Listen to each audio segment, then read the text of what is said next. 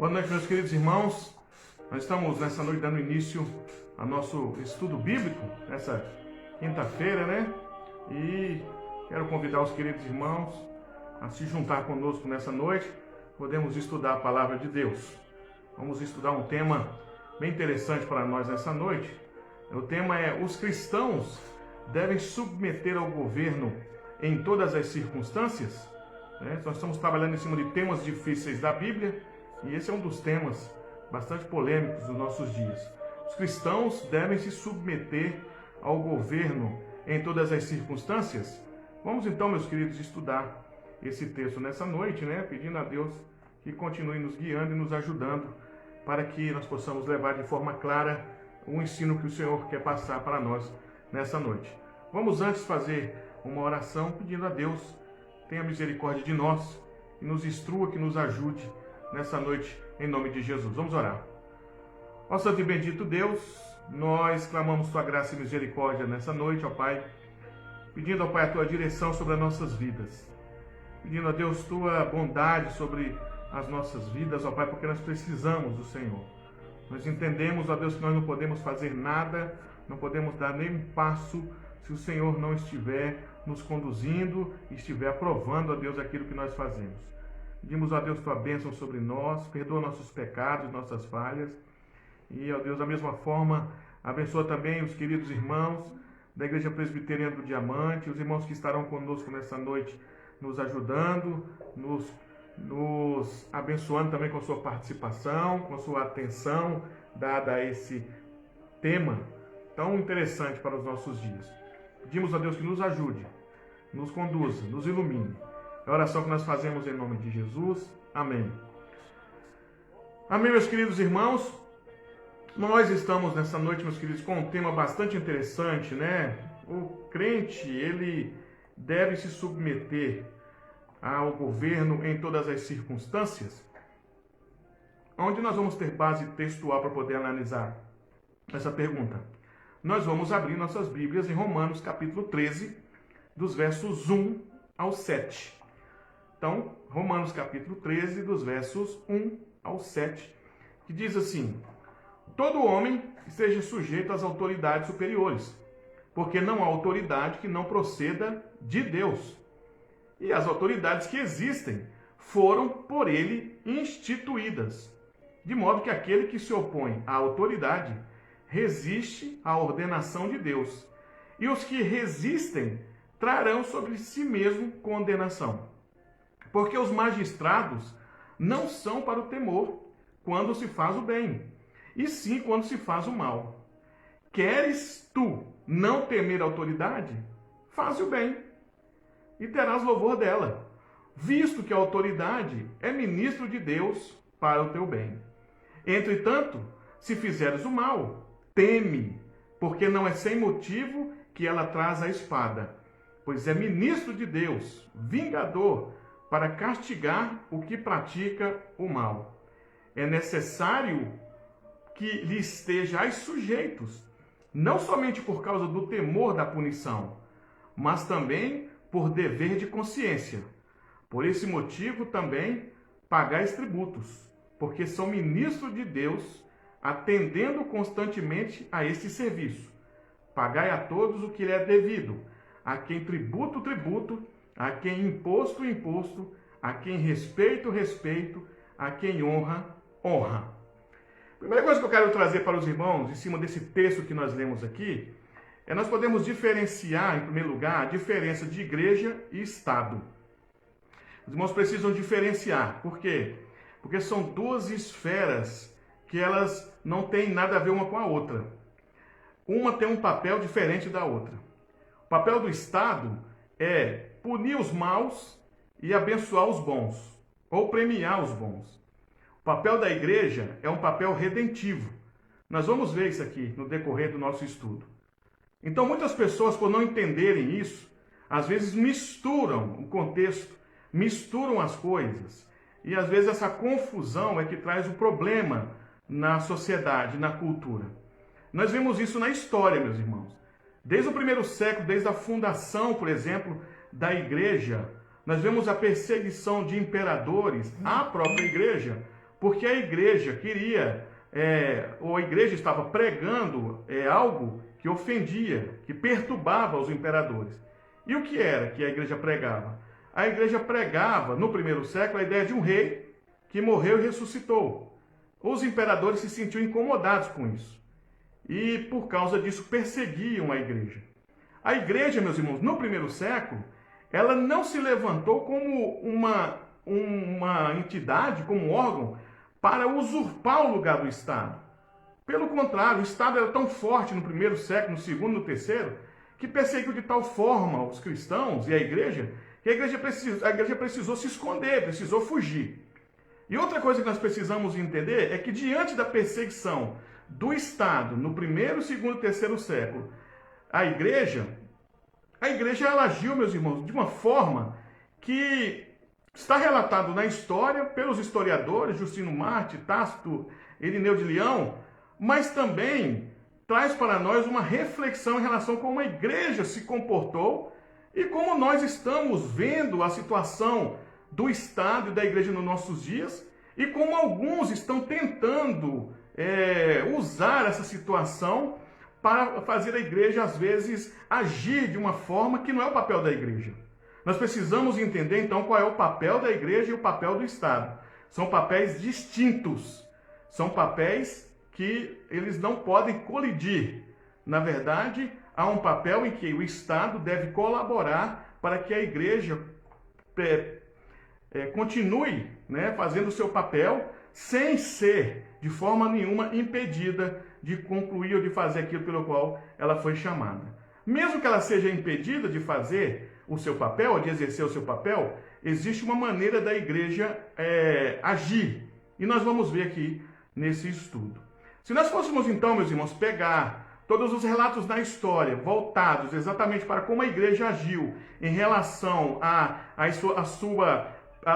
afronta do Estado contra a igreja, nós vamos ver que houve guerras. Então nós tivemos algumas coisas terríveis no século XVI, como a Guerra dos 30 Anos, que está ligada exatamente a uma guerra religiosa. Nós tivemos também a perseguição aos anabatistas, que foi também uma questão religiosa e uma imposição da igreja em cima do Estado. E nós vamos ver, meus irmãos, também no Oriente Médio, em alguns países que são islâmicos, a religião dominando o Estado e se impondo acima do Estado. Quando a religião se impõe, meus irmãos, acima do Estado, de forma que não haja harmonia, a religião se torna ditatorial, se torna totalitária. E isso é um perigo. Então nós temos isso não só nos nossos dias, mas no passado, essa ideia de que a igreja deve fazer alguma coisa para frear o Estado, que é mal, foi muito perigoso. Então, o que nós estamos vendo aqui nesse texto é uma orientação do apóstolo Paulo em relação à igreja que estava crescendo ali em Roma. Roma, no primeiro século, o maior poder institucional, o maior império do mundo. A igreja estava crescendo ali em Roma. Paulo, então, envia uma carta para essa cidade para orientar doutrinariamente uma igreja que estava crescendo com muitos judeus. A igreja que estava crescendo em Roma estava repleta de judeus. Nas suas orientações, você vai ver Paulo falando do capítulo 1 ao capítulo 11, questões relacionadas à lei, relacionadas à observação do trabalho da obra de Cristo para a igreja. Depois que Paulo fala isso, Paulo vai entrar no capítulo 12 e agora ele vai se voltar para as pessoas e o seu comportamento em relação uns com as outras. No capítulo 12, Paulo vai dizer assim: apresentai os vossos corpos, não vos conformei com esse século, mas sabei qual é a vontade de Deus, e apresentai os vossos corpos como sacrifício vivo diante de Deus. Não é? Se você pegar aí seu texto de Romanos, no capítulo 12, no versículo 1, você vai ver o que Paulo está dizendo aí. Ó. Paulo está dizendo, por exemplo, rogo-vos, pois, irmãos, pelas misericórdias de Deus, que apresentei os vossos corpos por sacrifício vivo, santo e agradável a Deus, que é o vosso culto racional. E não vos conformeis com esse século.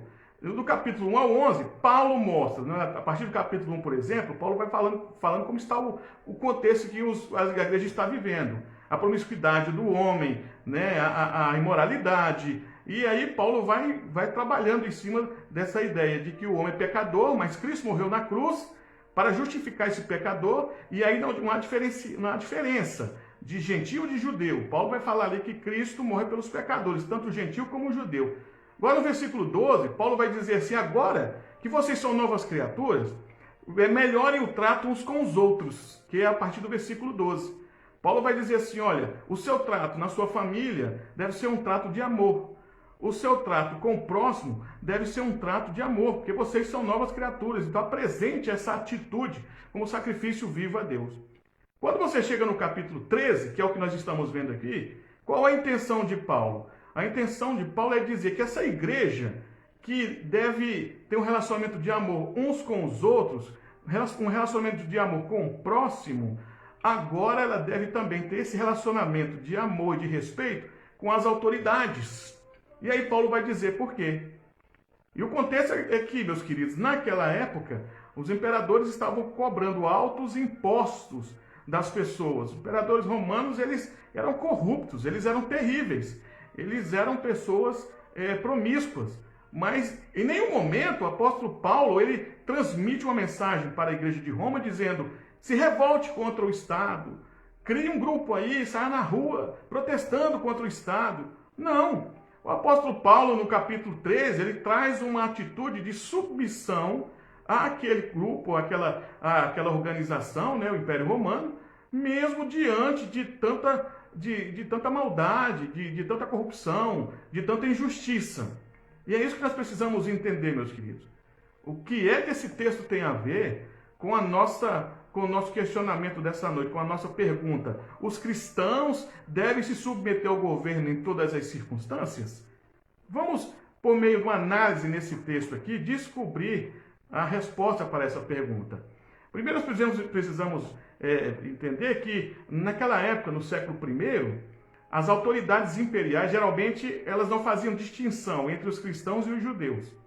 Então, os judeus, há muito tempo, eles eram bem tratados pelos imperadores. E da mesma forma, eles também estavam tratando bem os cristãos convertidos a Jesus Cristo. Alguns imperadores não se importavam com a religião cristã.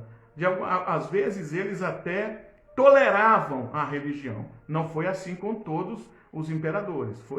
A maioria deles perseguiram a igreja. Mas a fé judaica, por exemplo, ela foi até registrada, né, como uma religião lícita pelo Império Romano. Ou seja, uma religião permitida, tolerada, suas práticas eram permitidas, embora as práticas dos judeus para o Império Romano eram consideradas ofensivas para as autoridades ali em Roma. Mas eles não perseguiam. Tanto que quando você vai ler os textos do Evangelho, você vai ver Jesus entrando no templo, Jesus vendo ali, conversando, sendo perseguido pelos fariseus, pelos escribas, e você não vai ver em romano ou soldado romano perseguindo fariseu, perseguindo escriba, ou tentando fechar ali a sinagoga. Por que não acontecia isso? Porque o Império Romano deixou os judeus viverem a sua religião, levarem adiante a sua religião. Em alguns momentos, a igreja cristã também foi livre de perseguição, né? Alguns imperadores deixavam a igreja viver do jeito que eles achassem melhor. Essa situação, que nós chamamos de situação positiva entre a igreja e o Estado, ela mudou, né? E houve então uma situação difícil dos judeus e os cristãos em relação ao Império Romano. Você vai ver isso, por exemplo, começando com Nero. Quando Nero, por exemplo, coloca fogo em Roma e põe culpa nos cristãos. E aí você vai ver uma perseguição ferrenha à igreja, a ponto de até o apóstolo Paulo, né, ser preso ali, escrever cartas, distribuir cartas para as igrejas que estavam sofrendo também. Da mesma forma, você vai ver Pedro, você vai ver Tiago, você vai ver outros irmãos escrevendo cartas para a igreja que estava sendo perseguida, né? Mas apesar dessa tensão do governo contra a igreja ali no primeiro século e no segundo século, o texto que nós lemos da carta aos Romanos, nesse capítulo 13, ela está diretamente ligada ao capítulo 12, como nós vimos, meus irmãos. O capítulo 13 está ligado ao capítulo 12. Nós temos o contexto do capítulo 12 para entender o capítulo 13. O capítulo 12 fala do quê? Do tratamento em amor uns com os outros e da igreja uns para com os outros, para com os de fora. E o capítulo 13 Capítulo 13 fala que nós devemos ter esse mesmo comportamento de amor e de cuidado uns com os outros e de respeito para com o Estado. Ou seja, é uma forma de continuidade entre o capítulo 12 e o capítulo 13. É interessante que essa proposta do apóstolo Paulo, de que a igreja deve manter uma atitude de respeito para com o Estado e de submissão ao Estado, nos nossos dias, meus queridos, se torna até um paradoxo, principalmente no contexto brasileiro. Se nós pudéssemos aqui estudar e trazer uma análise de por que o brasileiro, em algumas situações, no qual ele deveria se levantar contra o Estado, ele não se levanta, que isso é uma questão cultural, né? Isso é uma questão cultural. Por que o brasileiro é pacífico? O brasileiro é pacífico porque culturalmente ele foi instruído assim. Ele é um povo pacífico, ele é um povo que se submete a qualquer coisa. E é interessante que quando nós vemos, né, o apóstolo Paulo falando que a igreja deve ter respeito ao Estado, claro que a ideia aqui é de um comportamento cristão, um comportamento de alguém que é salvo. Eu não estou falando do brasileiro em geral, estou falando da igreja. Mas o brasileiro em si, crente ou não, ele é uma pessoa pacata. Em relação a combater o Estado, ou em relação a se levantar contra o Estado, o brasileiro é pacato.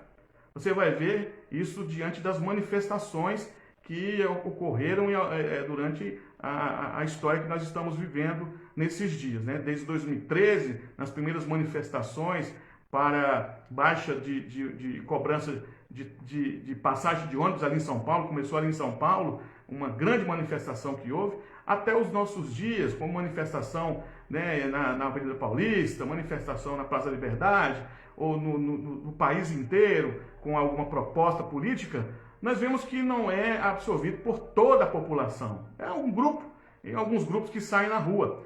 Porque, em geral, o brasileiro, ele foi culturalizado a ser uma pessoa pacata, né? Então, essa passagem traz para nós uma perspectiva fundamental que é encontrada em toda a Sagrada Escritura e que, por mais preocupada que a Bíblia possa estar em relação aos direitos dos homens, ela está principalmente preocupada com os deveres dos cristãos. Então, essa passagem, por mais que nós queremos usar essa passagem para olhar os direitos dos homens, na verdade ela está preocupada mais com o comportamento do crente. Interessante, meus queridos, porque durante a história, somente religiosa, alguns segmentos religiosos usaram o capítulo 13 de Romanos para tratar a igreja, ou para usar para a igreja, de forma a levantar a igreja do seu contexto de quietude, de apaziguamento, e fomentar dentro da igreja uma outra atitude, uma atitude de revolta, uma atitude de rebelião, né? Então, líderes saem aí na história, no contexto mundial, se levantando diante de calamidades no seu contexto, na sua nação, usando a igreja como pretexto para combater aquela calamidade. Então, o texto aqui não está voltado para isso não, para preocupar-se com o que as pessoas estão ou não estão no seu comportamento jurídico ou estatal. Mas a ideia aqui do texto é voltar para a igreja. A preocupação de Paulo é com a igreja. Então, como é típico também da Bíblia, esses deveres que são fundamentados em realidades teológicas mostram que a razão pela qual os cristãos devem obedecer ao Estado é porque o Estado foi instituído por Deus e sua autoridade deriva do Pai Celestial, ou seja, do Deus dos cristãos. O próprio Antigo Testamento, por exemplo, ele antecipa o que diz o texto de Romanos 13, do verso 1 ao 7. Porque quando Paulo reconhece que nenhum governante humano exerce seu poder senão pela designação de Deus, ele vai nos mostrar, vai abrir leque para vários textos na Bíblia, principalmente no Antigo Testamento, que falam sobre isso. Por exemplo, Provérbios 8,15 diz assim: por meu intermédio reina os reis e os príncipes decretam justiça. Então, textos do Antigo Testamento já apoiavam o que Paulo estava escrevendo em Romanos 13, de que as autoridades foram instituídas por Deus. Jeremias, por exemplo, capítulo 27, versículos 5 e 6, diz assim: eu fiz a terra, o homem e os animais que estão sobre a face da terra. Com o meu grande poder e com o meu braço estendido, eu os dou àquele a quem for justo. Agora, eu entregarei todas essas terras ao poder de Nabucodonosor, rei da Babilônia, meu servo, e também lhe dei os animais do campo para que sirvam. Veja como que Deus chama Nabucodonosor, imperador babilônico que levou cativo Israel. Deus chama ele de meu servo, ou seja, instrumento das mãos de Deus para aplicar a justiça ali em cima de Israel. Agora, apesar disso, meus irmãos, sempre que um governo estrangeiro ocupava o território de Israel e ele exigia que os judeus desobedecessem a Deus, Israel se rebelava. Sempre que um rei forçava o povo de Deus a se rebelar contra Deus, havia rebelião. Não de todos, alguns submetiam ao outro governo e desobedeciam a Deus. Mas os fiéis, os servos de Deus, os eleitos, vamos dizer assim, esses não submetiam a governo nenhum, porque eles entendiam o que dizia nos 10 mandamentos, o primeiro mandamento: amar a Deus sobre todas as coisas, né? Não ter outros deuses diante de mim. Então, nós devemos ter somente Deus, os eleitos devem ter somente Deus como seu Senhor. Mas, meus queridos, e os cristãos nos nossos dias? Como ele deve se comportar diante do governo? E nós estamos vivendo nesses dias uma discussão, né, bastante complexa, porque nós temos visto, em alguns casos, por conta da pandemia que nós estamos vivendo, alguns prefeitos e alguns governadores decretando o fechamento da igreja e colocando a igreja em quarentena também, impedindo assim o livre acesso dos cristãos a um exercício que é garantido pela Constituição, que é o direito sagrado ao culto, né? E é interessante que quando você faz a leitura de alguns estudiosos, somente em relação à diferenciação do Estado e da Igreja, né? Por exemplo, aconselho os irmãos a ler esse livro aqui, Política segundo a Bíblia, de Wayne Grudem. Esse livro aqui ele fala sobre o papel da igreja e o papel do Estado. E ele diz que de forma alguma o Estado deve aplicar qualquer lei que impeça a igreja de exercer sua função, de exercer aquilo pela qual ela foi instituída, né? Qual é a sua finalidade principal, né? Claro que nós precisamos entender que nós estamos vivendo um tempo de coronavírus, em que o objetivo do Estado é prevenir, né, que os hospitais, né, a saúde entre em colapso. Claro, nós precisamos entender isso.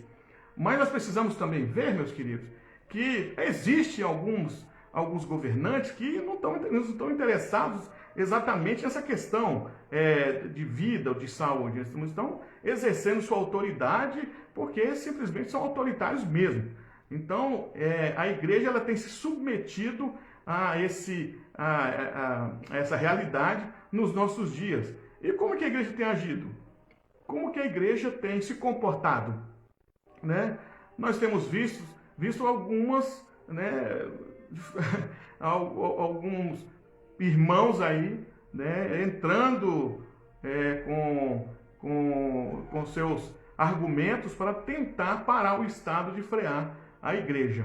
Mas nós precisamos fazer uma análise nesse texto de Romanos 13 para a gente ver, meus queridos, se realmente a igreja ela deve se rebelar contra o Estado, se ela deve ficar com raiva do Estado porque ela não está se reunindo, porque ela precisa fechar, porque ela precisa estar de quarentena também. Vamos ver o que esse texto de Romanos 13, de 1 a 7 nos diz aqui. Primeiro vamos ver que Paulo dá uma ordem nesse texto. E diz que os cristãos devem amar as pessoas e amar também o governo, ou seja, respeitar o governo. Um dos principais pontos aqui nesse texto, Paulo vai dizer assim: vocês devem pagar impostos, né? E por quê? Por que que a igreja, os cristãos, que Paulo está falando naquela época, devia submeter ao Estado? Paulo vai responder isso no capítulo 3, no verso 13. Ele diz assim: porque os magistrados não são para temor quando se faz o bem, e sim quando se faz o mal. Queres tu não temer a autoridade? Faz o bem. Então aqui, meus queridos, existem 3 finalidades que Deus colocou sobre os governos. vamos entender que Paulo está trabalhando a ideia de um governo em que ele exerça bem o seu papel. Vamos pensar nisso. Primeiro precisamos pensar em que tipo de governo Paulo está falando. Então, Paulo está falando de um tipo de governo que exerce bem o seu papel, que exerce bem a sua finalidade, a sua função. Então, vamos ver essas três finalidades que Deus colocou sobre os governos. Primeiro, o governo existe para incentivar o bom comportamento. Então, a correção que parte do governo tem seu princípio moral em Deus. Ou seja, o Estado punir, né? O Estado vigiar o comportamento dos cidadãos através de leis, de regras, dando limites aos cidadãos, isso parte de Deus. Deus limita as coisas também. Deus limita o mal. Por exemplo, o mal existe no mundo. E Deus como é soberano, usa do seu poder para governar o mal, para dominar o mal. Da mesma forma, aqueles pelo qual Deus instituiu para serem governantes aqui na terra, têm o papel de dominar também, ou de refrear o mal, a ponto de limitar a ação desse mal ali nessa sociedade. Um exemplo claro observa como que é a questão de justiça e de violência no Brasil, e observa como é a questão da justiça e de violência nos Estados Unidos. Você vai ver que a justiça nos Estados Unidos trabalha de uma forma mais ferrenha, e lá tem muito menos violência e muito menos problema relacionado a vândalos do que aqui no Brasil. Aqui no Brasil, nós temos uma violência, né, muito grande, uma justiça meio esquisita, né? Nós vemos as questões aqui no Supremo Tribunal Federal, como que se comporta ali 11 ministros que têm um principal papel diante da justiça, são a última esfera, mas, no entanto, olha como que eles usam o seu papel diante da sociedade. E o que acontece, meus queridos, quando a justiça é usada de forma errada? O país, ou os cidadãos, são os que mais sofrem. Os cidadãos são os que mais sofrem. Mas no caso de Paulo aqui, ou do texto, Paulo não está usando uma sociedade moral, mas está usando aqui uma sociedade, imagina uma sociedade moral bem organizada, que cumpre bem o seu papel. Então, diante disso, ela vai usar a sua justiça, as suas leis e regras para refrear o mal. Aí Paulo diz assim, olha, Deus colocou esses magistrados para refrear o mal. Se você não quer ser perseguido, se você não quer ter tensão com eles, faça o bem. Obedeça a eles. Seja justo. Seja submisso a esse tipo de órgão. Então, pegando uma frase aqui do Calbart, ele diz assim, aquele de quem procede todo o poder e por meio de quem toda autoridade existente é estabelecida, é Deus. O Senhor, o Deus desconhecido e abscôndito, o Criador e o Redentor. O Deus que elege e rejeita. Isso significa dizer que os poderes constituídos são medidos tendo Deus como referência. Assim como são todas as coisas humanas, temporais e concretas, Deus é o seu princípio e seu fim, sua justificação e condenação, seu sim e seu não. Assim como as entidades que estão dominando a sociedade existem para refrear o mal, eles têm por trás, como referência, Deus. A base legal, a base moral para esse comportamento vem de Deus. Então, como Deus diz sim, diz não, a sociedade ou a justiça deve dizer sim e não. Assim como Deus é princípio e fim, a justiça deve exercer essa ideia de princípio e fim em cima da prática da justiça. Então, a primeira coisa das três finalidades que Deus colocou sobre o governo é que o governo existe para incentivar o bom comportamento. Então, se você não quer ser perseguido pelos governos, pratique o bem. Pratique aquilo que as autoridades exigem que você pratique. Né? Pague os impostos, cumpra seu papel como cidadão. Né? Não entre em problemas, né, que a própria justiça condena. Seja uma pessoa correta, íntegra, justa, né, no seu comportamento. A segunda finalidade que Deus colocou sobre os governos é que o governo faz o bem recompensando, né? As autoridades, elas têm como papel recompensar aqueles que fazem o bem. Aqueles que fazem o bem serão recompensados pelas autoridades. Então, o que Paulo está dizendo aqui? Paulo está dizendo que uma vez que Deus estabeleceu o governo para se manter a ordem, Deus aplaude, por meio dos governos, aqueles que fazem o bem.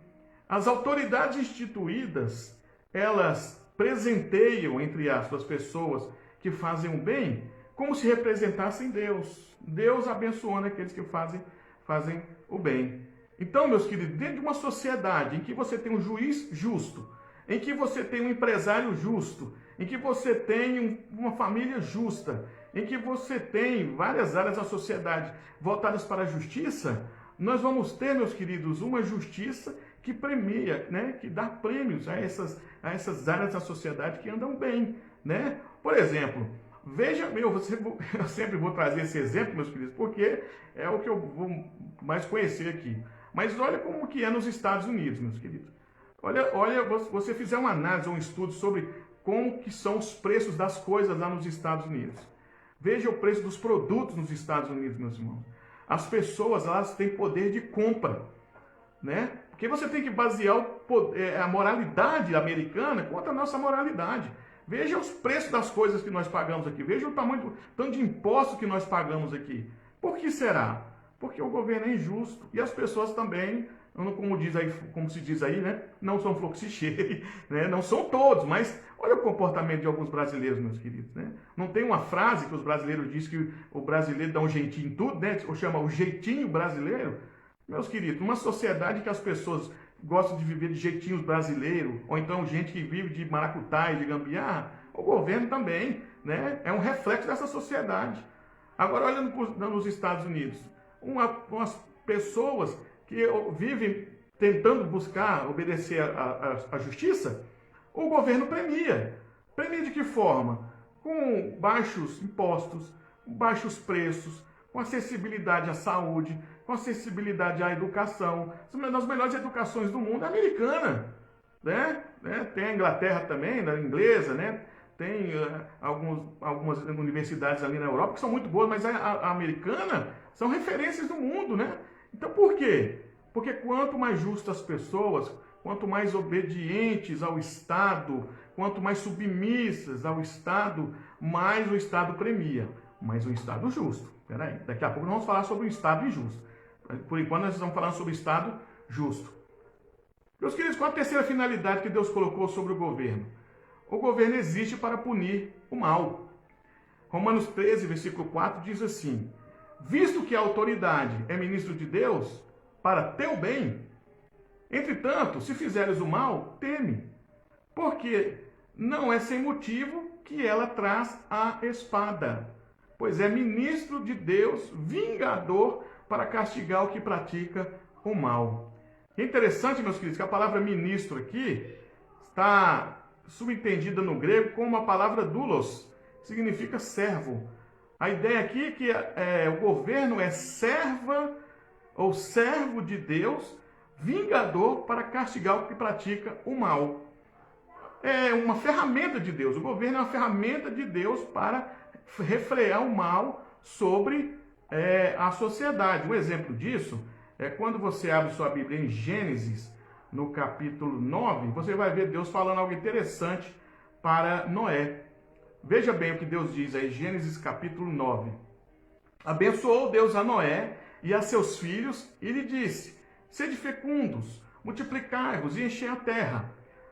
Pavor e medo de vós virão sobre todos os animais da terra e sobre todas as aves do céu, tudo que se move sobre a terra, e todos os peixes do mar nas vossas mãos serão entregues. Verso 3. Tudo que se move e viver, ser-vos-á para alimento, como vos dei a erva verde, tudo vos dou agora. Carne, porém, com a sua vida, isto é, com o seu sangue, não comereis. Certamente requerereis o vosso sangue, o sangue da vossa vida, de todo animal requererei, como também da mão do homem. Sim, da mão do próximo, de cada um requererei a vida do homem. Olha Deus instituindo o Estado aqui, começando pela família de Noé. Olha o versículo 6. Se alguém derramar o sangue do homem, pelo homem se derramará o seu, porque Deus fez o homem segundo a sua imagem. Aqui, meus queridos, Deus está instituindo regras à família de Noé do dilúvio. E é interessante que na Mesopotâmia, você vai ver a história, né, dos primeiros reis ali na Mesopotâmia, e você vai ter Hammurabi, o rei, que foi rei da Mesopotâmia, e que ele usou esse princípio, que nós podemos chamar de olho por olho, dente por dente, ou seja, você derrama sangue, será derramado sangue de você. Você bate de um lado, você será espancado também do mesmo lado, essa é a ideia. Mas foi um código, meus irmãos, que funcionou muito bem na época que Hammurabi foi rei da Mesopotâmia. Tanto que Hammurabi é considerado um dos melhores governantes que já houve na Mesopotâmia, por conta da aplicação de boas regras, principalmente regras para refrear a maldade. Então a ideia do apóstolo Paulo aqui é que Deus dá a espada ao governo para o governo refrear o mal. E é como se Deus estivesse refreando o mal. A parte que Paulo fala sobre traz a espada, o governo traz a espada, tem uma referência a um termo que se chama ius gladi, que é um termo jurídico que significa aquele governante que tem poder para matar. Então é como se Deus estivesse dizendo assim, eu dei autoridade para o governo de matar quem se levanta contra o governo. Em outras palavras, é como se Paulo estivesse falando da pena de morte que Deus já tinha instituído ali em Romanos, em Gênesis capítulo 9, versículo 6, como um direito ou um castigo aos desobedientes. Então, meus queridos, essas são as três finalidades que Deus colocou dentro do governo. O governo justo, ele existe para incentivar o bom comportamento. Um governo justo, ele faz o bem recompensando aqueles que fazem o bem. O governo justo existe para punir o mal. Agora, segundo Paulo, obedecer às autoridades é uma questão de consciência, né? Romanos 13, versículo 5 diz assim: é necessário que lhe estejais sujeitos, não somente por causa do temor da punição, mas também por dever de consciência. O que é que o Paulo quer dizer com isso? Paulo, ele se submete às autoridades e diz que quem se submete é como se estivesse submetendo a Deus. Então, Paulo, né, que mesmo preso, que mesmo sendo perseguido, estava instruindo a igreja a se submeter às autoridades como ele estava se submetendo. Porque se ele não submetesse, na hora que ele fosse preso, ele sairia correndo, ele tentaria fugir. Mas você pode ver os textos, né, na palavra de Deus, quando Paulo é preso, que Paulo não produz uma resistência, né? Mas Paulo está submetendo ali as autoridades e se deixando levar para a prisão. Então, o ponto central aqui não são as autoridades instituídas, mas sim quem as estabeleceu. Então, se o Estado tem poder para exercer esse poder, é porque alguém designou essa autoridade. Então, quando Paulo se submete à autoridade para ir para a cadeia, é como se Paulo estivesse dizendo assim, eu estou submetendo a vocês como se estivesse submetendo a Deus. Porque é da vontade do Senhor que vocês me prendam e eu vá para a cadeia. Entendeu, irmãos? Submeter a autoridade é submeter a Deus. O pastor Franklin Ferreira, ele diz algo bastante interessante. Ele diz assim, o que Paulo pretende dizer nessa passagem de Romanos é que a Igreja de Cristo, a comunidade eleita para a vida eterna, não extrai sua existência do Estado, nem depende dele de modo algum. A igreja precede o Estado. A igreja é uma comunidade multiétnica, separada do Estado. Ou seja, o Estado levou o cristão preso, e daí? O cara vai preso pela vontade de Deus. Agora, se levantar contra o Estado sem razão, meus irmãos, é se levantar contra Deus. E é isso que Paulo está nos ensinando aqui. Há uma vontade de Deus nas ações do Estado, mesmo quando afronta a igreja. Isso é fantástico, meus irmãos. Isso é fantástico de se entender. E o que esse texto fala sobre o Estado totalitário? E em relação ao Estado totalitário, o Estado que quer tomar tudo. E aqui está um princípio que os irmãos precisam entender. Os irmãos precisam entender a diferença de um Estado comunista de um Estado de direita. E é interessante que nos nossos dias e na nossa sociedade, principalmente no Brasil, foi se impregnado durante a história, somente esses últimos 40 anos, uma ideia de uma direita extraída de dentro da esquerda. Por muito tempo, a esquerda escondeu o que era esquerda. É interessante dizer isso, meus irmãos, mas isso é verdade. Nós fomos doutrinados, nós alguns, né, brasileiros, foram doutrinados a achar que no Brasil havia algum partido de direita. E não há partido de direita. Nunca houve. O Brasil sempre teve dentro do submundo desse país, né, governos de esquerda. E aí, nós não temos, meus irmãos, a definição correta de um governo de esquerda. Mas o principal papel de um governo de esquerda, meus queridos, é ele ser totalitário. Em resumo, aqui, em poucas palavras, é o governo ser totalitário, é ele ser o centro, é ele ser o salvador, é ele estar nas decisões de todas as áreas da sociedade. Por ele achar que o homem não tem capacidade de decidir correto a sua vida. Então o Estado toma a frente, ou ele decide tomar essas decisões no lugar do homem. Nós temos então um Estado totalitário. Um exemplo fácil disso é você olhar para a América Latina, desde ali da América Central, nas ditaduras que existem na América Central, até essa que começou agora na Venezuela, uma antiga que está ali em Cuba e as ditaduras que estão ali na África, todas elas são de esquerda e são regimes totalitários. Ou seja, o Estado quer tomar conta de tudo. De tudo. Então, muitas vezes, nós aqui no Brasil não vemos isso, não enxergamos isso, as pessoas não sabem compreender o que é um Estado de direita, é um Estado totalitário. E o que é um Estado de direita, meus queridos?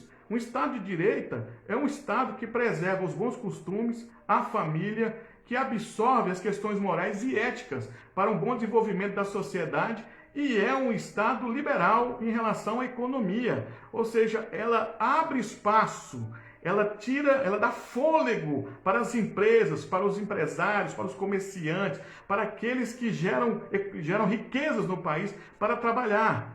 Um Estado de direita, ele diminui os impostos dos empresários para que os empresários tenham fôlego para trabalhar. E isso é dado através de liberdade econômica, certo? No Estado totalitário de esquerda, não há liberdade econômica. Primeiro, porque o Estado comunista, o Estado totalitário, ele vai querer dominar tudo. E ele vai estatizar todas as empresas. A maioria das empresas que ficarem nesse país totalitário serão estatizadas, serão do Estado.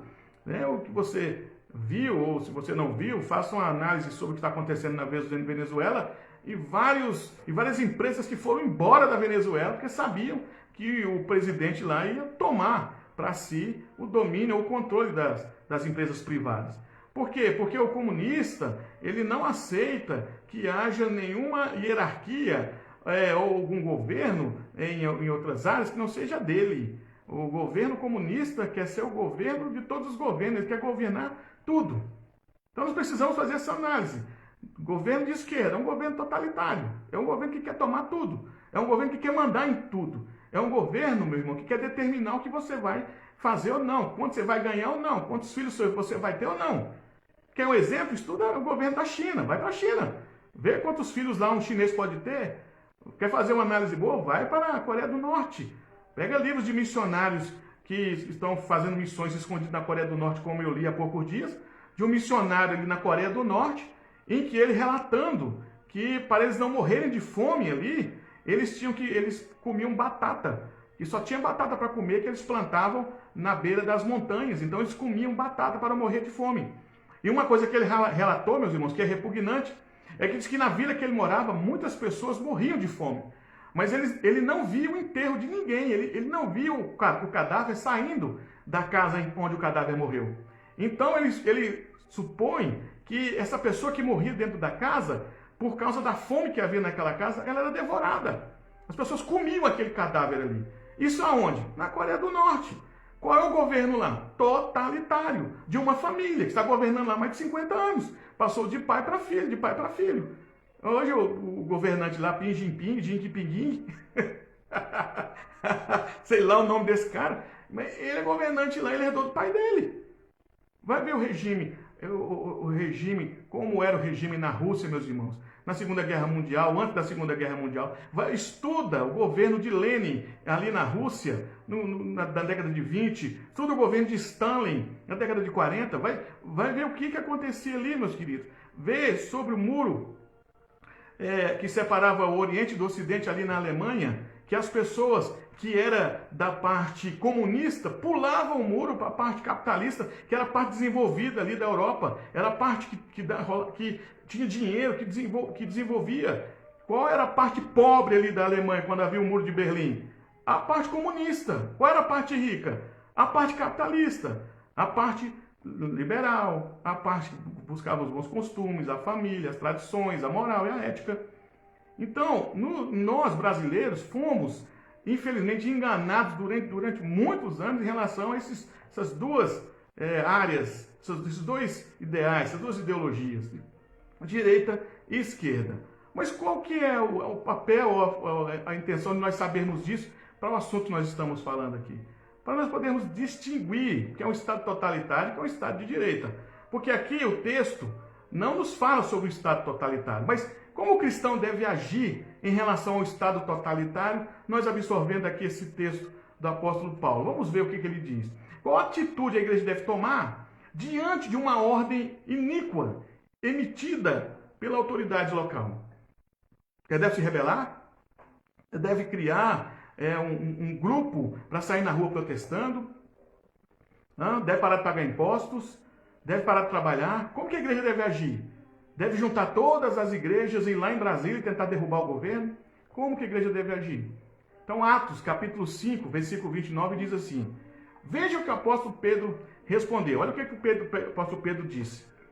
Pedro e os demais apóstolos afirmavam: antes importa obedecer a Deus do que aos homens. Olha só.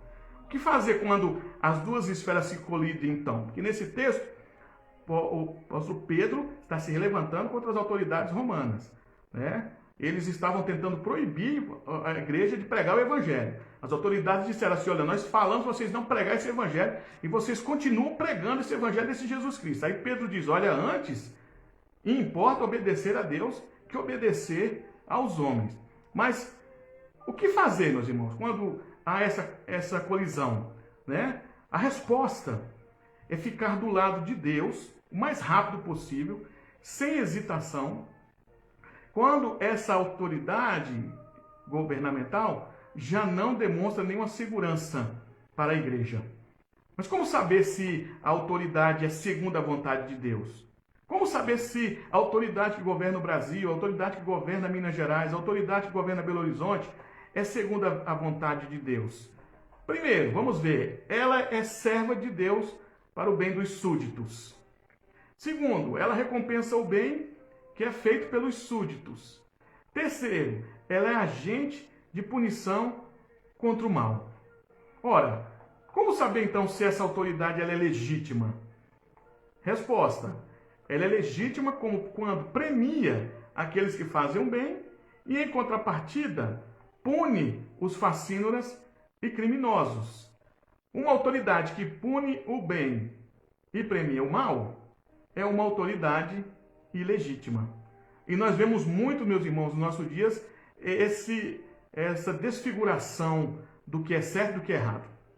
Olha como é que os governos estão tratando as coisas certas e as coisas erradas. Nos nossos dias nós estamos vendo que o que é errado é certo e o certo é errado. Como é que a igreja deve se comportar diante disso? A igreja deve se voltar para Deus, a igreja deve ficar mais firme com Deus o mais rápido possível. A igreja deve obedecer a Deus o mais rápido possível. Por quê? Porque esse governo perde a legitimidade, deixa de ser autoridade constituída por Deus e, nesse momento, o cristão pode confrontá-la. Franklin Ferreira diz assim: as autoridades desobedientes a Deus se tornam a imagem da besta de Apocalipse 13, do verso 1 ao 10. Não são dignas de obediência ou honras e devem ser confrontadas de toda forma legítima pelos cristãos, até mesmo por meio da desobediência civil. O que o Franklin Ferreira está fazendo aqui, meus queridos? que tem situações em que a igreja ela não pode submeter diante de um Estado totalitário, porque senão o Estado totalitário vai diluir a igreja, vai acabar com a igreja como a igreja acabou em alguns momentos na história em países da Europa. Há momentos em que a igreja foi retirada da nação. Se a igreja não faz alguma coisa, se a igreja não se preserva, principalmente se voltando para Deus, o Estado ele elimina a igreja. Então, como que a igreja deve agir? O que fazer? Os cristãos devem se submeter ao governo em todas as circunstâncias? É a pergunta do nosso estudo. Os crentes devem se submeter às autoridades em todas as circunstâncias? Não. E precisamos distinguir os papéis de cada esfera, né? O Estado está na esfera de punir os maus e premiar os bons. A igreja está na esfera redentiva, de pregar a salvação em Jesus. Mas quando o Estado não está mais premiando os bons, está premiando os maus, a igreja, meus irmãos, precisa tomar uma postura. Porque o problema, quando é na ótica humana, os papéis são trocados e o Estado, muitas vezes, toma o papel redentivo da igreja. O que acontece quando o Estado é totalitário? A sociedade começa a buscar alguém para ajudar, para os livrar desse problema, para os livrar dessa ditadura, desse totalitarismo. E as pessoas, quando não veem a igreja, não acham a igreja, elas vão buscar alguém como salvador. A igreja quando esconde, a igreja quando não se manifesta, meus queridos, as pessoas vão atrás de um homem para salvá-los daquele problema. E muitas vezes na história se manifestou homens como salvador das nações, salvador de calamidades na sociedade. Veja, no começo do século XX, Franklin Roosevelt, ali nos Estados Unidos, na Grande Depressão ali que houve nos Estados Unidos, homens que se levantavam ali e eram declarados deuses, declarados pessoas como Deus, porque transformaram a sociedade inteira. Do mesmo modo, nós também, meus irmãos, como cristãos, se não olharmos para Deus, se não nos voltarmos para Deus diante da calamidade, nós vamos nos voltar para o homem. E é muitas vezes o que está acontecendo nos nossos dias. Ao invés de nós nos voltarmos para Deus e orarmos a Deus para que Deus mude o contexto, mude a situação, muitos cristãos às vezes estão se voltando para o homem, adorando o homem, sabe? Exaltando o homem. Não que nós não devemos orar pelas autoridades, orar pelos governantes, nós devemos sim, meus irmãos. Mas o homem é o homem e a igreja é a igreja. E a palavra de Deus em Jeremias 17:5, o que ela diz? Maldito é o homem que confia no homem, faz do seu braço forte, faz da carne o seu braço forte. Ora, meus queridos, a igreja, o papel principal da igreja é ela pregar a salvação. Claro que ela precisa tomar atitude diante do Estado totalitário, mas qual é a atitude? Ir lá em Brasília, juntar um monte de gente e ficar protestando lá, meus irmãos. Ir lá em Brasília, juntar um monte de crentes, as igrejas todas, ir lá, bater panela. Não, meus irmãos. O que Paulo está dizendo aqui é que a igreja deve se voltar para Deus. A igreja deve se voltar para o Senhor. Quando a igreja compreende o seu papel, a igreja toma atitudes corretas. Olha, um deputado cristão, ele deve exercer um papel ético e moral dentro da Câmara dos Deputados, a ponto dele não precisar, na sua oratória, na hora de um discurso, citar que é crente, ou ficar falando, citando textos bíblicos, não. Somente seu comportamento, suas ações ali, podem mudar aquele contexto. Um senador que é cristão, e ali no Senado ele vai levantar o seu discurso, diante da sua atitude, do seu comportamento, e ele sabendo colocar boas leis, ele sabendo se conduzir bem ali, estar debaixo da vontade de Deus, orar ao Senhor, ele pode mudar aquele contexto ali, meus queridos. Veja que na perseguição aos huguenotes ali na França, quando eles prenderam Guido de Bré, meus irmãos, Guido de Bré não mandou uma carta para a igreja dizendo assim: se levante contra o rei católico que está perseguindo os huguenotes, vamos pegar esse rei e vamos enforcá-lo. Não, meus queridos, a igreja estava orando por Guido de Bré, para que Deus abrisse as portas para que ele fosse solto. Veja a história da prisão, meus queridos, de Pedro. Pedro foi preso. O imperador romano ficou com raiva de Pedro, com raiva dos cristãos, prendeu Pedro. O que a igreja estava fazendo? A igreja estava orando para que Deus libertasse Pedro. E o que aconteceu? Um anjo foi lá e abriu as portas da prisão e Pedro saiu.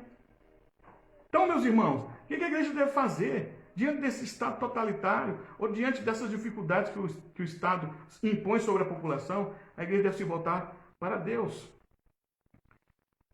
O pastor C. Marvin Page, ele diz assim: a resposta a esses e outros dilemas dependerá da consciência de cada um. Apesar disso, qualquer cristão que se sentir compelido a transgredir a lei em nome da justiça e da fé cristã, deverá agir sem violência e estar preparado para enfrentar as consequências da sua desobediência civil. Ou seja, o Estado dá uma ordem para a igreja e a igreja não obedece. Tá bom, não vou obedecer não, Estado totalitário. Faça isso conscientemente, sabendo que você pode pagar o preço por desobedecer. Por isso que a primeira atitude da igreja, diante dessa perseguição, como eu falei, é se voltar para Deus. Em outras palavras, meus queridos, o que Sig Marvin Page está dizendo é que os cristãos não devem resistir violentamente, mas sofrer como um ato de reverência a Deus e sua lei e deixar o resultado ou deixar a questão para ser resolvida por Deus. Os cristãos fiéis, eles têm vivido desde o início da igreja por essa mesma obediência e é por isso que a igreja permanece e prospera em um mundo hostil no qual os governos, embora devendo sua origem ao Todo-Poderoso, devendo sua origem a Deus, fizeram e fazem a vontade do diabo. Mesmo os governos durante a história humana, desde o começo da igreja, mesmo os governos vivendo debaixo do governo do diabo, a igreja continua crescendo e prosperando. Por quê? Porque obedece a Deus. Porque se submete às autoridades e também porque se submete a Deus. Porque entende que quem deve tomar atitude e resolver os problemas é Deus. Porque foi Deus que instituiu aquele governo, aquelas pessoas ali, naquele contexto. Então, Mateus 10, do verso 16 ao 25, vai dizer algo interessante, meus irmãos, para nós como igreja. Olha só o que o texto diz. Mateus capítulo 10, do 16 ao 25. Eis que eu vos envio como ovelhas para o meio de lobos. Sede, portanto, prudentes como as serpentes e simples como as pombas. E acautelai-vos dos homens, porque vos entregarão aos tribunais e vos açoitarão nas suas sinagogas. Por minha causa, sereis levado à presença de governadores e de reis, para lhes servir de testemunho a eles e aos gentios. E quando vos entregarem, não cuideis em como ou que haveis de falar, porque naquela hora vos será concedido o que haveis de dizer, visto que não sois vós os que falais, mas o Espírito de vosso Pai é quem fala em vós.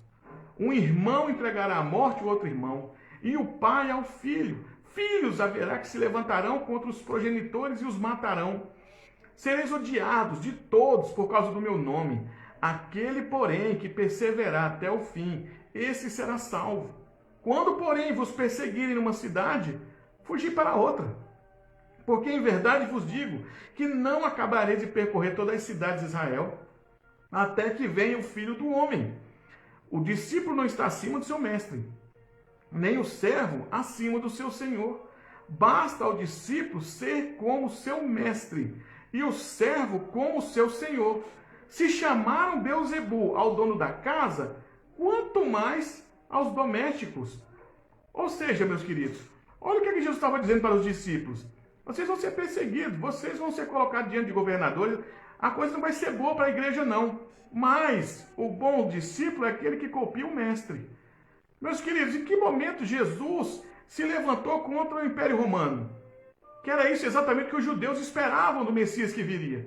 Eles esperavam o Messias que se levantava contra o Estado, para perseguir o Estado. Alguém que era poderoso para resolver os problemas deles e estarem submissos ao Império Romano. Jesus não fez isso não, meus queridos. Jesus, na verdade, fez uma separação entre igreja e Estado. Naquela história da moeda, Quando Jesus disse, olha, dai a César o que é de César e a Deus o que é de Deus. O reino de Deus, ou o reino onde nós estamos, meus queridos, não é desse mundo. O nosso reino não é nesse mundo, nosso lugar não é nesse mundo. Nós não vamos passar a vida toda aqui, não. Nossa história não se resume a isso daqui, não. Por isso a igreja tem um papel de pregar o evangelho, de levar as boas novas, de ser um povo que leva bom testemunho, que sabe zelar pelo testemunho da palavra de Deus. Então, as autoridades, se elas estão aí, se elas estão cumprindo o papel que Deus ordenou ou não, foram colocadas por Deus. Qual é o papel da igreja? A igreja deve submissão, meus queridos, às autoridades. Mesmo quando a autoridade ela é contra a vontade de Deus, as igrejas, o povo, eles devem ter cuidado. Ou como diz o pastor Sir Marvin Page, diz que os crentes devem agir com consciência. Você quer se rebelar? Você quer se levantar contra o Estado? Faça isso conscientemente, sabendo que você pode ser punido. Você quer desobedecer uma ordem do Estado? Tá bom, desobedeça, mas saiba que você vai fazer isso conscientemente, sabendo que você pode ser punido. Então, meus irmãos, diante dessa discussão, diante desse problema que nós estamos vivendo, o que os cristãos, como os cristãos devem agir diante de governos? Qual a situação que o cristão deve demonstrar, ou qual atitude o cristão deve demonstrar diante de certas atitudes do governo? Se o governo for totalitário, meus queridos, claro que a igreja não deve aceitar, a igreja não deve baixar a cabeça como se fosse submissa a Estado totalitário. Por quê? Porque senão o Estado vai eliminar a igreja. Mas qual é a atitude da igreja? Volte para Deus. Volte para Deus. Ore a Deus. Busque a Deus. Porque Deus colocou aquele governo, Deus tira. Deus deixou aquele governo exercer autoridade, Deus tira. Nós vamos ver isso na história? Nós vamos ver isso na história. Veja a perseguição dos primeiros cristãos do primeiro, segundo século, terceiro século. Depois entrou Constantino, houve uma época de paz. Houve uma época em que os cristãos não eram mais perseguidos. Quem colocou Constantino lá? Foi Deus. Quem deu autoridade para Constantino se tornar imperador romano? Deus. Depois houve outras perseguições? Houve. Mas depois o que Deus fez? Deus levantou outras pessoas para governar, meus irmãos. Os estados, os países que foram bem governados. Veja a história dos Estados Unidos. Veja a história dos países do leste europeu, que eram territórios da Rússia, que eram comunistas, eram perseguidos, sofriam, e agora muitos deles são livres. Muitos deles, por exemplo, se não me engano, a Croácia, hoje é um estado livre do comunismo, porque a igreja lá orou, a igreja buscou a Deus, a igreja não se submeteu àquela autoridade. Claro que o povo saiu na rua, lá o pessoal foi na rua, o povo lá protestou, mas a questão maior aqui, meus queridos, é buscar Deus. Nós não sabemos se o cristão saiu na rua protestando, isso é a meta principal, ou se isso vai funcionar aqui no Brasil. O que eu estou dizendo é que Paulo está instruindo nós como cristãos a buscar a Deus, a orar a Deus. E saber que a função da igreja é uma, a função do Estado é outra. O Estado não deve interferir nas questões da igreja. Mas quando interfere, o que a igreja deve fazer? Deve lá brigar? Não, a igreja deve buscar a Deus, orar ao Senhor. Né? Infelizmente, meus queridos, nós não vemos isso nos nossos dias. E por causa de algumas atitudes que nós vemos alguns irmãos tomando, há escândalos, há revolta, há briga interna, algumas pessoas não entendem e por aí vai. Imagina se a igreja fosse unida para orar a Deus e buscar do Senhor com que nós tivéssemos um bom governo, como nós não estaríamos hoje. Mas infelizmente muitos entendem que a igreja deve pegar as lanças, a igreja deve pegar as armas e sair lá fora para expulsar o governo dali do seu local de governo. Mas não é assim.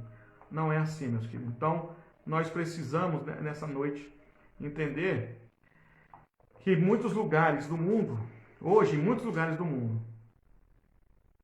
os cristãos estão sendo provados para ver se eles são realmente cidadãos leais, cidadãos do reino de Deus, leais, mesmo quando os seus governos os maltratam e os matam. Se nós não somos perseguidos pelo Estado, como são os irmãos ali no Oriente Médio, Por que então nós vamos, meus irmãos, agir se os irmãos do Oriente Médio, que são muito mais perseguidos que nós, não se levantam contra o Estado? Não há nenhum movimento lá de greve, de fazer motim. Não. Deus está no controle de todas as coisas. Deus está nos dizendo que nós devemos honrar o seu nome, honrando os governos. Então, que o que é de César deve voltar a César, e o que é de Deus deve ser voltado a Deus. Ok, meus queridos irmãos? Aqui, meus queridos, é o nosso estudo bíblico da quinta-feira, né? Nós somos da Igreja Presbiteriana do bairro Diamante, na Rua Extremoso, 267, e nós falamos nessa noite sobre os cristãos devem submeter ao governo em todas as circunstâncias? Não, claro que não, né? Mas, se for se levantar contra o governo, faça isso conscientemente, sabendo que você pode ser punido. Qual que é a principal ordem aqui nesse texto? Volte-se para Deus diante do Estado totalitário. Igreja, volte-se para Deus, porque Deus é que está no controle de tudo. Amém? Meus queridos, é uma felicidade poder compartilhar com os queridos irmãos desse estudo nessa noite e podermos aprender mais de Deus nessa noite, em nome de Jesus. Quero cumprimentar os queridos irmãos que eu estou vendo aqui, Denilson, Dona Irani, Ixi, é muita gente, meus irmãos. Dona Helenice, não dá para falar todo mundo aqui não. Kelly, meus queridos, muito obrigado pela participação de todos os queridos. E compartilhe o estudo, compartilhe se você gostou, se você entendeu o estudo, compartilhe, né? Repasse para as outras pessoas e que em nome de Jesus as pessoas possam entender e junto com você aprender, né? Eu também estou aprendendo em nome de Jesus. E eu gostaria, meus queridos, nessa noite de compartilhar com os queridos, antes de nós até finalizarmos o nosso estudo, que já está acabando, eu gostaria de compartilhar com os queridos livros bons para você ler, para você ser instruído em relação a essa questão de Estado e igreja, né? Um livro muito importante para você ler, esse daqui, ó, Idolatria do Estado, de Franklin Ferreira. Esse é um livro muito bom. Um outro livro muito bom, que eu já mostrei para os irmãos, é esse daqui, Política segundo a Bíblia, do Wayne Grudem, muito bom também. Nós temos um outro livro aqui, só que eu não vou achar agora, que é do Herman Doiver, chama Estado e Soberania, que é também muito interessante, fala sobre essa questão da igreja, do Estado e as especificações de cada esfera. Herman Doiver vai falar qual o papel da igreja, qual o papel do Estado, né? Procura esses livros, tenta comprar esses livros, tenta se aproveitar desse livro. Tem um outro livro aqui também, que é do Dr. David Koyzis, só que eu não vou achar ele aqui agora, meus irmãos, que é um livro muito bom também. Ah, não, achei, peraí. Aqui, ó. Esse aqui também é um livro muito bom, meus queridos, né? Visões e Ilusões Políticas, que é do Dr. David Koyzis. Então, eu só quero passar para os irmãos que tudo que nós estudamos aqui não sai da minha cabeça, não. Na verdade, a gente já tem uma literatura aqui, já específica na área, que nos instrui sobre esse assunto que nós conversamos essa noite. Tá bom? Então, pesquisa aí, lê esses livros, você vai gostar muito. Ok? Amanhã, às 20 horas, nós estaremos aqui com a nossa reunião de oração, em nome de Jesus. Quero contar com cada um dos queridos irmãos, se Deus quiser. Boa noite a todos, boa noite a Denilson que está lá no interior, boa noite a Dona Irani, boa noite aos irmãos que nos acompanharam, em nome de Jesus. A todos uma boa noite e até amanhã, se Deus quiser.